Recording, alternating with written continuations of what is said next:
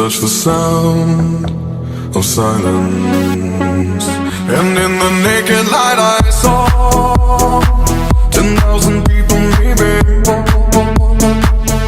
People talking without speaking, people hearing without listening, people writing songs that voices never share, and no one dared disturb the sound of silence. Fool said, you do not know. Silence like a cancer grows.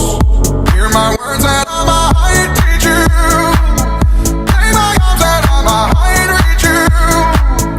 But my words, like silent raindrops, fell